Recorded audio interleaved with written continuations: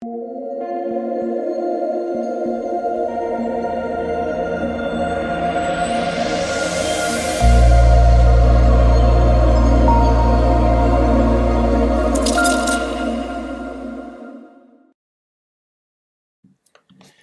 what is going on, guys? It's DK. Back at you with another video here for my final look breakdown of the NFL Week 12 main slate on Draftkings. Before I get into the video, if you guys are new to the channel, my name's DK.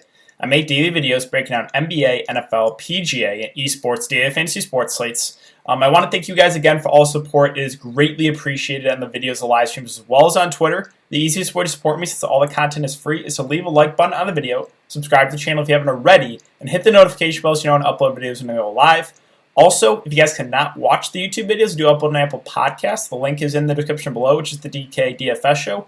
But yeah, with that all out of the way, let's jump into the video. So, Week 12, this is the week of the if-then statements. Like, we're Friday afternoon, and there's still a ton up in the air. So I'm going to be talking about a lot of if-thens here. Very, very important to check the live stream Sunday morning to go over all this. I think we might have some more guys out, so... yeah, like I said, it's really, really important to obviously watch this as well as check out the live stream Sunday morning, 1 hour before lock on my YouTube channel. But let's get into the final look. So as always, we'll start quarterback, and my thoughts haven't really changed. You know, there's a couple of cheap quarterbacks I think are viable on the slate, but for me, I just love the upside of the guys at the top. So top 5 or 6 guys where I'm looking to for quarterback. I think there's going to be enough value that opens up. There's already a good amount of value on this slate, so for me, I'll just take the high floor with these top quarterbacks and, you know, the potential for their high ceiling as well. So, you know, one of those guys is obviously Kyler Murray. You guys know I love playing Kyler Murray. I've played him almost every single slate. The match against New England is not amazing. It's not terrible. My one downside, I guess, with New England is just they are a slow team. They're going to run the ball a lot, but if they fall behind here against Arizona, then this game could turn into a shootout. So, yeah, Kyler only had 15 yards on the ground last game. That's more of an outlier, and he kind of injured his shoulder. I think he was a little bit hesitant to run. Looks like he'll be good to go. Obviously, this is something to keep an eye on, but Kyler, I think, after being really popular on that showdown slate, obviously, maybe he goes a little bit overlooked on the slate, but like I said, he's been having an amazing season. He has such a high floor with his rushing ability, and I just think he goes a little bit overlooked in the slate. So I do like Kyler Murray. Obviously, really like Patrick Mahomes as well. This is one of those games that has all the makings for a shootout here with Kansas City and Tampa Bay. Kansas City has really been airing it out as well if they're not really running the ball a ton. 42, 45, and 45 pass attempts here from Mahomes. And it's good that Kansas City's defense has been struggling too, making shootouts possible here. So this is one that is definitely possible for if you want to game stack it. You know, you have Mahomes, you have Tyreek Hill, you have Travis Kelce on the opposite side. You have obviously Brady and their 3 wide receivers. So yeah, love the upside here on Mahomes. He's been playing every single week. I really like Josh Allen at 7-6. This is, I believe, the highest or the second highest over-under right now with the slate with the Chargers and the Bills. And kind of the same thing with Mahomes, right? They're just not running the ball, the Bills. Like, Singletary, Moss are just, yeah, they'll get a few carries here and there, but they're going to rely heavily on Josh Allen's arm. Threw the ball 49 times last game. I like him a lot here, and he's a guy that can do it a bit on the ground as well. So I like, again, Mahomes, Josh Allen, Kyler Murray, and Justin Herbert at 7-2. This is, another situation where Justin Herbert has been really, really consistent. Like, he's putting up 20 fantasy points basically every single week. And with this being, again, one of the highest over-unders of the slate, with Herbert relying, with the Chargers, been airing it out more. He threw the ball 49 times last game against the Jets. I think he's a perfectly fine option. I guess the one downside with Herbert compared to the guys at the top, he doesn't have as much rushing upside. So maybe that makes him slightly riskier. I think I would probably slightly prefer Murray, Mahomes, and Josh Allen to Herbert. Not saying Herbert's out of play, though. Lamar Jackson's out, but again, this game is being moved tentatively to Tuesday right now, Baltimore and Pittsburgh, so that's not going to be on the main slate. Tom Brady's at 6-6. Well, we've seen what happens after Brady has a bad game right? You saw it against New Orleans where he really struggled. The game after, 34 fantasy points. Well, the last game against the Rams, he struggled. So most likely Brady's going to come out firing here, and you have 3 clear guys I think are underpriced. Honestly, all 3 Tampa Bay receivers, in my opinion, are underpriced with Evans, with Godwin, and with Antonio Brown. So I think Brady is definitely in play here in the mid-range. Again, another game that is projected to be a shootout here. Other options at quarterback. So I mentioned a couple more here. Cam Newton's at 6'4", going up against Arizona. I like that he's going to run the ball a little bit more. But this is a situation where if New England does get off to an early lead, they will rely on the ground game more. You saw against Houston, they fell behind. He had to throw 40 times. Right, the game against Baltimore, they're playing from head, only threw the ball 17 times. So there's obviously some risk here with Cam Newton, but the matchup is good here. And if Arizona gets off to an early lead, you can definitely see Newton pay off his salary there at 6'4". Bridgewater's at 6'3". I think he goes a little bit overlooked, but I like the matchup. Looks like he will be good to go, and he was active then inactive the last game. So Bridgewater is at a fair enough. 6'3" is a fair price. I think he again goes a little bit overlooked. I don't think he'll be super popular. Taysom Hill was the chalk value last week at 6'2". Still no Drew Brees, so obviously he will be the guy again, and he looked pretty good. 18 of 23. He ran the ball 49 times and 2 touchdowns. I'm perfectly fine with him. I think he's a decent option. Obviously, I like that he has that rushing ability. So if you need a value quarterback, I don't hate Taysom Hill. Obviously not the amazing guy like he was last slate, but definitely still viable here. Cheaper options at quarterback. There's not a ton, to be honest. Like Matt Ryan is below 6K. This is a game that has the makings for a shootout as well with the Raiders and the Falcons. It's just Matt Ryan's very up and down, so I don't think you can trust it in cash games. Right, he has a pretty low floor, but he still has a ceiling. Right, he's put up over 30 fantasy points once this year, gotten like high 20s a few times. So if you need value, I think Ryan is definitely viable. Julio Jones not looking like he's going to go, so I think the Matt Ryan Calvin Ridley stack does look pretty good. We'll talk about some value there as well. Derek Carr on the opposite side is viable at 5'7". The only guy I would pair him with is Darren Waller. I'm not comfortable with any of the receivers here for the Raiders, all kind of hurting each other's value. Raiders are kind of a run-first team, but if they do fall behind, they will have to rely on Derek Carr's arm a bit more. So, yeah, you can look to Carr, you can look to Matt Ryan here for value. That's probably I don't think I'll consider anything else. So Daniel Jones, I guess, at 5'5" against Cincinnati. He's been running the ball a bit more here. The matchup is pretty decent. So, yeah, you can consider him. But really, I think there's enough value on the slate, guys, where just spend up on quarterback. I don't think it's worth it to take a shot on one of these really cheap guys. Yeah, that's really it for quarterback. And again, for me, it's going to be like one of these top 5 guys, probably where I go. So let's move on to running back. Running back, Dalvin Cook's at 9.5. He's the clear play for cash games, even at this price. He's, again, the bell cow back, getting involved in the passing game. Matchup is solid here against Carolina. And we do have no Adam Thielen, so maybe they rely on the ground game even more. Definitely, obviously, don't think he's a must-play in GPPs, but for cash games, I think you go to him. Christian McCaffrey's status is up in the air, but not looking like he'll play. If he does play, I like him if there's going to be no limitations. If he's out once again, we can consider Mike Davis, but we're not really getting him at an amazing discount. Kamara's at 8.2. With Taysom Hill playing quarterback, it just really limits his upside because Hill's not going to drop back as much as Drew Brees. So, yeah, he had 0 catches on 1 target the last game. And obviously dealing with a foot injury, too. I think he's just more of a contrarian play.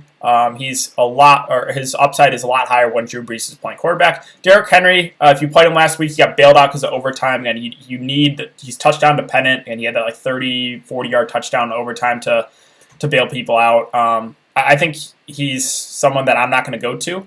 If you want to continue to ride Derrick Henry, I get it. Right? The positives with Derrick Henry is he did have 28 carries.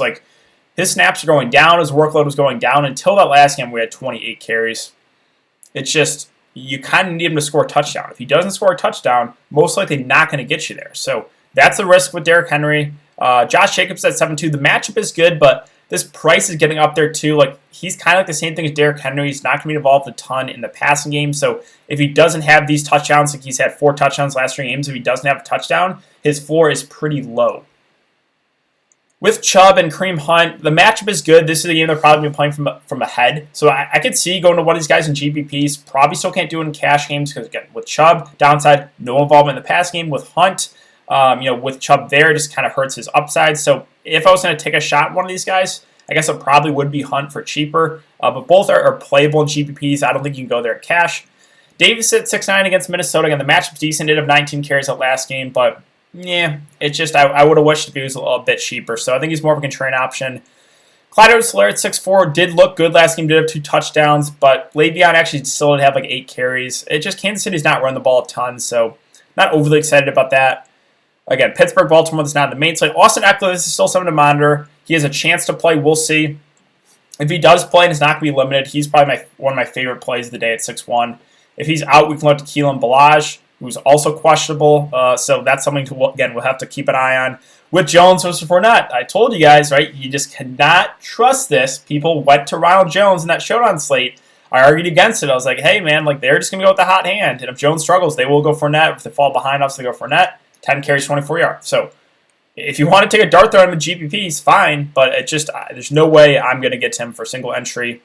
Same thing with the Colts running backs. Like Taylor had the good game last game. It was Hines the game before. So hard to trust. Like he had 22 carries. Can we expect that again? I don't know. It's good to see that he did get that, but it's just not a situation I want to take for single entry at least. Take a dart on him at 5.9K. Again, Ballage at 5.8. Also questionable. We'll see. If Eckler's out and Ballage is good to go, I like him a good amount here. He kind of was their bell cow back the last game. He had 7 catches and 9 targets. So, again, something to monitor. We'll talk about the Miami backs. Both Gaskin and Ahmed are out. Giovanni Bernard's status is up in there. Again, we have no Mixon. I assume he'll be good to go because he practiced in full. If he's out, then we could look to possibly a guy like Samaje Perine for value. Let's see. Other running backs. Mentioned Hunt, mentioned Chubb. They're both viable in GPPs. I like the price point a little bit more on Hunt, even though he struggled the last game. Again, it's a good match when they should be playing from head. We know Cleveland's a run first team, so I'm fine if you want to go there.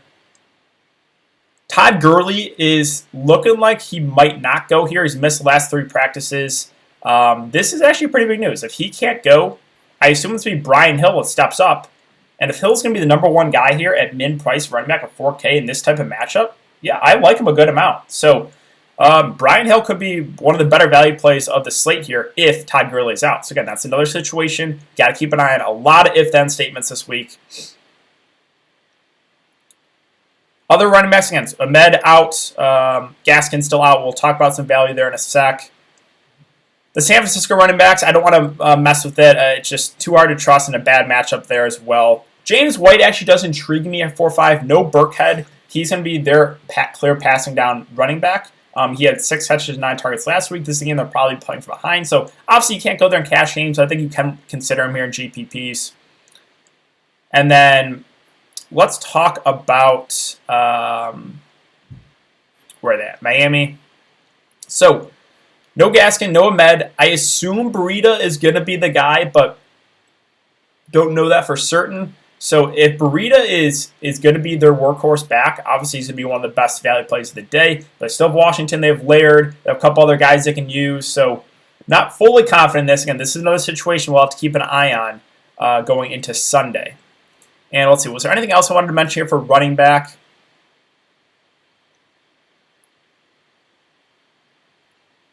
I think that about wraps it up. So before we get into wide receiver, guys, I do want to thank Prize Picks, the sponsor of the show. It's a website where you can bet over-unders here on player props.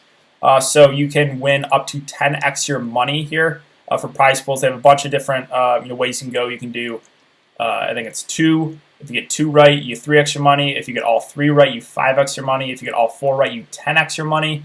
You guys can use the code DKDFS for a 100% match up to $100. So if you guys deposit $100, you get $200 to play with. So my code, that'll be in the description below. Again, it's DKDFS. I do want to mention a couple player props that I like for this slate. So Justin Jefferson, currently they have him at 16.5 fantasy points. I like the over there. No Adam Thielen. I know Minnesota's a run first team, but who else do they have a wide receiver, right? So Justin Jefferson, I like the over there at 16.5. A couple other guys I wanted to mention here. Jacoby Myers projections at 11. I know he had kind of an off game last game, but I'm still pretty comfortable with him in a matchup here against Arizona. Again, he's a guy that his just besides the last game was demanding a huge target share. It was like 40% of the targets.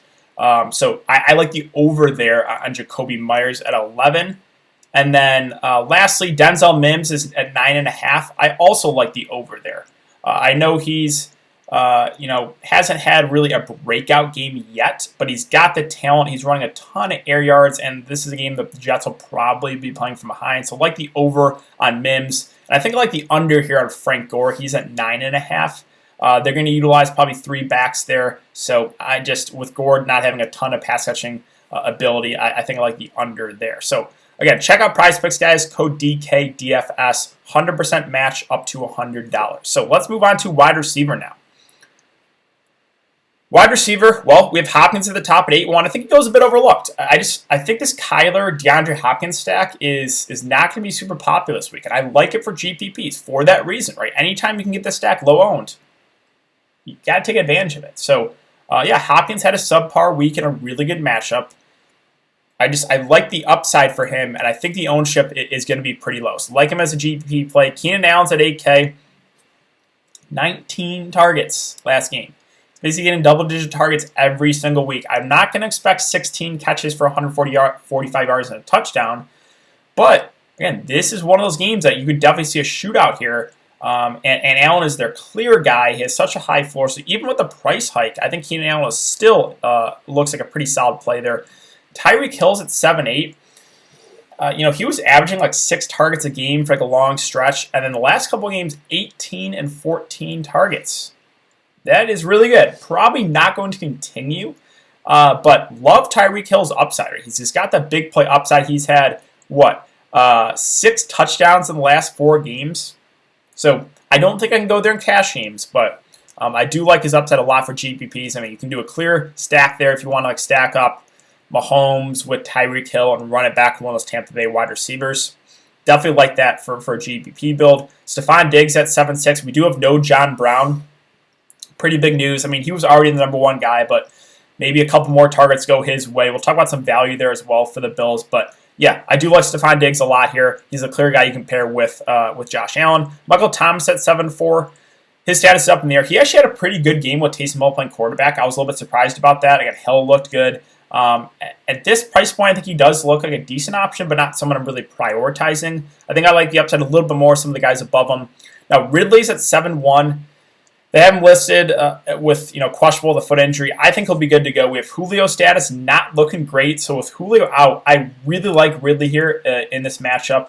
A game, Atlanta has been playing from behind a lot, which is good. So yeah, I do really like Calvin Ridley. One of my favorite plays there at that price point. Again, no Thielen. So we'll talk about Justin Jefferson here in a sec. Julio's status is not looking like he'll be good to go. Isn't practicing Friday, so it's not a good sign. Don't think he'll be available. Really solidifies Calvin Ridley as a really good play. Other options, like Cooper KUPP is at 6-4. 2 last 3 games, 20 and 13 targets, so he's got that upside. I don't know if he's going to be super high owned, but it's just a price point thing with Cooper KUPP. So definitely someone I'm looking to there in the mid-range. Again, I like Justin Jefferson here at 6-3 with no Adam Thielen. He's going to be their clear number 1 guy. Also, Irv Smith looking doubtful, so who else do they have to throw the ball to, right? So Justin Jefferson, I do think makes for a really solid play in the mid-range. We'll talk about a couple of value plays there with Minnesota as well. Other options in the mid-range, I like all 3 Tampa Bay receivers a lot. Mike Evans, Godwin, Antonio Brown are all too cheap in my opinion. I think you can definitely get to 1 or even get to 2. Now, the hard part is, trying to nail down which one's going to be that's going to be the most productive. But yeah, I think getting one of those Tampa Bay receivers in your lineup is a good way to go about the slate. I like all 3 again a lot. Evans, Godwin, Antonio Brown in a game that it's looking to be a shootout there with Tampa Bay and Kansas City. Other options at wide receivers. This next range is not amazing. I do kind of like Jacoby Myers for a bounce back. He was kind of a chalky play last week. He was a letdown. Previous 3 games, though, again, 10, 14, and 7 targets. They're probably going to be playing behind. Doesn't look like Edelman's going to be back either yet. So, yeah, Myers, I think, does make for a pretty decent play there in mid-range. I think he does go overlooked after a bad week last week. The Jags, no Chark, no Chris Conley. We'll talk about value. Definitely some potential value with all 3 of the cheap Jags receivers. Curtis Samuel's at 5-1. I mean, he's been playing really consistent. 3 of the last 4 weeks, over 20 fantasy points. Again, this matchup is pretty solid. He's been getting some carries as well. Don't expect Christian McCaffrey to be there. They just want to get this guy the ball. So I think Samuel is definitely in play there at 5.1K. Other options at wide receiver, it was Russell Gage that had the big week when Julio kind of went down. Last week, 7 catches and 12 targets. But I don't know if his role changes a ton. Again, he's going to be playing out of the slot. I think it's going to be more of a bump for guys like Zacchaeus, but we saw I forget what week it was. Zacchaeus was the chalk, and he was a huge bust. It was, Christian Blake was kind of a chalky play one week, and it was Zacchaeus that went off. So kind of hard to nail down which receiver is going to be for the Falcons, like which value receiver. We'll talk about both. I think, I feel the most comfortable with Zacchaeus for value, who we'll get to in a sec. Sammy Watkins is back at 4-7, but I don't really want to take a shot at him in his first game back. And doesn't look like Edelman's going to be good to go. Bird had the big week last week, but I still feel better about Jacoby Myers, even for the extra, $1,200. T.Y. Hilton's below 4K. It's a good matchup. Does he finally have a breakout week? I don't know, but I think he's at least in consideration here. So Zacchaeus, he's at 3.8. I expect him to be, kind of their number 3 guy, I guess, behind Ridley and Gage. We also have Hayden's Hurst status up in the air. But there is some other value here for Atlanta as well. With Blake, with Powell, they'll probably utilize a couple of these guys. It was Zacchaeus had the big week last week when, was it Ridley or, I forget, one of Ridley or Julio was out, and Zacchaeus had the good week. So he probably looks the best. Like, he's had the most upside as far as these really, really cheap Atlanta wide receivers. Let's see, Larry Fitzgerald placed on the COVID list. So with him out, well, let's go to Arizona really quick. It's probably going to be Andy Isabella that steps into the number 3 role. He's at the flat min price, and we know Arizona, they love running 3 wide receiver sets. So yeah, I think Andy Isabella is definitely somebody to look to at min price. Again, there's a lot of these really cheap guys, and potentially more that open up with more guys being out with COVID and stuff. Let's see other options. So let's talk about the Jags wide receivers. I want to mention this: no Chark, no Chris Conley. So it's gonna be Keelan Cole, it's gonna be Shenault, and it's gonna be Colin Johnson, the 3 wide receivers here for the Jags. 3K, 3.3K, 3.6K. All 3 are in play. Cleveland, they're stout against the run. Not the best against the pass. Sure, Jacksonville's going to be playing with the backup quarterback most likely, but again, they're probably they have to be throwing a ton. So I like Cole, I like Shenault, I like Colin Johnson. Like all 3 are in play here for value. Cole's been decent last couple weeks, 7 and 5 targets. Shenault's been out last few weeks, but he'll be back. He's been pretty consistent in the games he's played. So I think all 3 of those Jags receivers are in play for value. Other options for cheap value plays. With Robinson to Hardman, probably don't want to go there with Sammy Watkins coming back. Denzel Mims at 3.5, I think he's once again in play. I mean, he's playing majority of the game, 8 and 7 targets. He's got the big play upside. He hasn't really had a huge game yet, but I like the price point on him there at 3.5K. KJ Hamler, we have Jerry Jeudy status up in the air. If Judy's out, they'll probably rely on Hamler even more playing out of the slot. 10, 10, and 6 targets. Another guy we can look to for value. Yeah, there's potentially even more value, guys. So that's why it's important to check out the live stream. But yeah, a ton of if-then statements. So let's move on to tight end. You have the two guys at the top are the clear plays if you can get to them, right, with Kelsey and Waller. Both have enormous upside. Kelsey, I think the last 3 games has had enormous games. 27, 28, and 29 fantasy points last 3 games. Darren Waller in a great matchup here. He's the only guy I feel comfortable with if you want to pair someone with Derek Carr. Yeah, I like both a lot here. Waller, super talented guy in a great matchup. Kelsey, just, again, having an amazing year, 12, and 10 targets. You can target a ton. We know Kansas City, like I said, they're not running the ball a lot, so really does raise the floor and the ceiling with guys like Kelsey and Tyreek Hill. Some value tight ends here. So Hunter Henry is definitely in play at 4.8, right? He's still going to play majority of the game. He's getting a consistent amount of targets, 7, 6, and 7 targets. I think he's someone we can look to. I'm fine with Evan Ingram. He had an off week last week, but previous 3 weeks, 10, 10, and 9 targets. Gronkowski's in play at 4.4. If you can't get to one of the top receivers, I still feel more comfortable with spending up a bit more for Godwin, for Mike Evans, for Antonio Brown. But I'm okay if you want to go Gronk. Other options, so Hayden Hurst is someone to monitor. He was listed as a non-participant. I'm really high on him if he does play. If he misses, potential value here for Atlanta. Let's go to Atlanta really quick and tight end. If Hurst misses, probably either Stocker or Graham. we'll see. We'll probably get clarity on who will be the number one tight end. But if Hurst misses, potential value here. We know Atlanta likes going to their tight ends. Other value or other tight ends here, Austin Hooper is now at 3.8. I think is decent in a good matchup. But like I said, Cleveland is a run-first team. Jordan Reed's at 3.6. I know the matchup is not necessarily the best, and he missed the practice due to illness. I expect him to go. The snaps went up for him. He played about 50% of snaps. So I think he's a viable punt play here at that price. Other cheap options, yeah, there's not a ton. Again, no Irv Smith Jr. Kyle Rudolph will be, kind of have to step up a bit here. The game Irv Smith was out against Chicago. He had 4 catches and 5 targets. I think he's someone you could punt with tight end. Obviously, you're not going to feel amazing about it. Again, we still do not have Adam Thielen as well. Let's go back to Minnesota. I think I forgot to mention their value wide receivers. Man, there's so many value guys that I kind of forgot about. So yeah, no Thielen. Justin Jefferson looks really good. Is it going to be Olabisi Johnson or is it going to be Chad Beebe that steps up? Well, Beebe kind of plays on the slot, so I guess it'll be Olabisi Johnson. Again, this is something to monitor, but Beebe's played more. But again, he kind of plays out of the slot, so we'll see.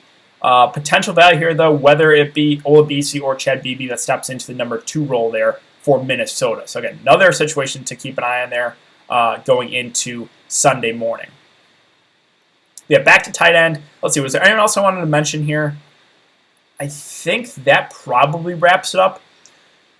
And then for defense, I think there's a couple of pretty decent plays here in the mid-range if you can get to them. With the Giants going up against the backup quarterback and the Browns, again, both going up against backup quarterbacks. Giants at 3.2, Browns at 3.1. I think both look pretty good. If you need a cheap defense, I don't think it's the worst idea to play the Jets at 2.1K. Miami has really struggled offensively and missing their top 2 backs. So, yeah, I think you actually can give a look to the Jets at 2.1K if you want to punt defense. But that's probably where I would look for defense. And we'll talk about that more in the live stream as well Sunday morning. But that's going to wrap it up for the video today, guys. So if you have been enjoying the content so far, I'd really appreciate it if you leave a like button on the video, subscribe to the channel if you haven't already, and hit the notification bell so you don't upload videos you don't go live. Again, live streaming 1 hour before lock on my YouTube channel. Be sure to check it out, guys, Sunday morning. Thanks again. Hope you guys have a good day, and I will see you all Sunday morning in the live.